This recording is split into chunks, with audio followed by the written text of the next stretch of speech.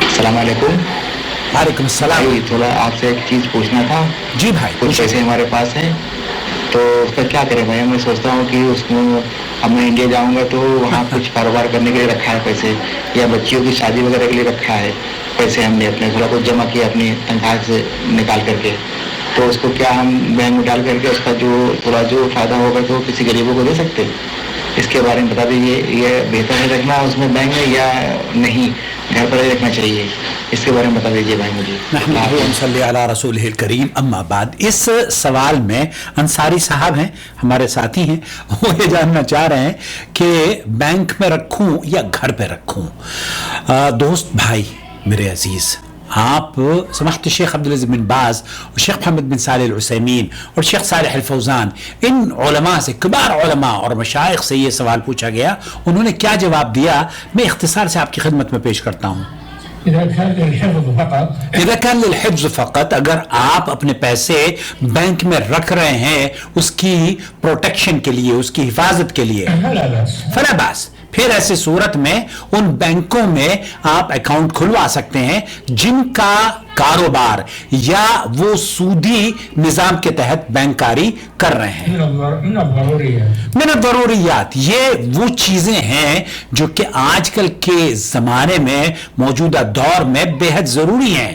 شیخ صالح الفوزانی فرما رہے ہیں کہ یہ بہت زیادہ ضروری ہے, آپ کی حفاظت کے لیے بھی ضروری ہے. جی ہاں, کل الناس يدعون, آج کل تو ہر آدمی بینک میں رکھتا ہے, اور بینک میں رکھنے کی بنیادی وجہ کیا ہے سنیں.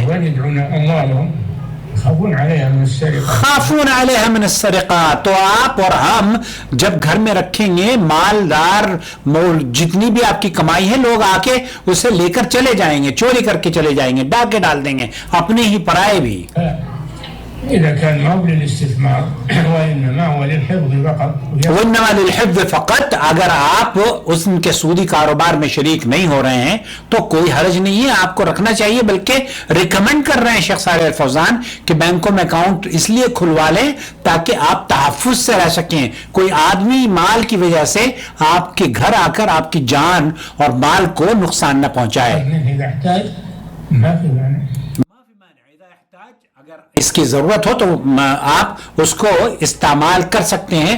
بینکوں میں رکھنا زیادہ پرامن ہے اس سے کہ آپ گھر میں پیسے رکھیں. نمبر ایک. نمبر دو, ان چونکہ سودی کاروبار ہمارے یہاں ہندوستان میں بینکیں وہ دیتی ہیں, ریٹرن دیتی ہیں, کچھ سود پہ دیتی ہیں, تو ایسی صورت میں وہ جو سود کی رقم ہے وہ آپ, شیخ بن باز کا بھی فتویٰ ہے, شیخ بن باز کا فتویٰ یہ ہے کہ آپ اس کو غریبوں کو بھی دے سکتے ہیں, مسکینوں کو بھی دے سکتے ہیں, حتیٰ کہ مدارس اور مساجد میں بھی اس پیسے کا خرچ کر سکتے ہیں. شیخ بن باز کا میرے چینل پر فتویٰ موجود ہے. تو آپ اگر غریبوں کی مدد کرنا چاہیں اس پیسے سے, یا ان اداروں کی مدد کرنا چاہیں ان پیسوں سے جو کہ اسلام کی نشر و اشاعت میں کام کر رہے ہیں, تو یہ بہت خیر کی بات ہوگی.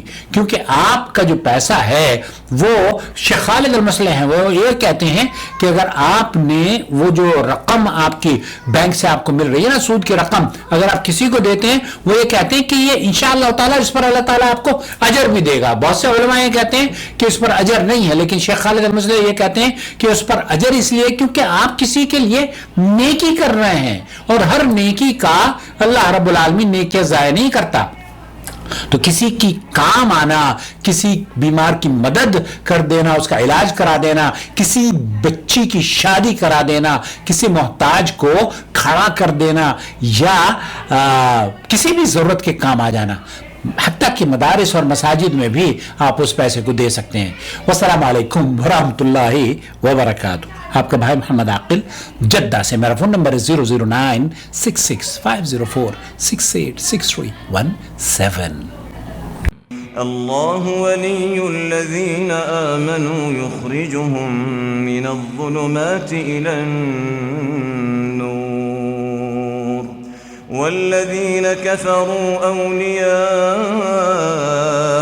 الطاغوت يخرجونهم من النور إلى الظلمات أولئك أولئك أصحاب النار هم فيها خالدون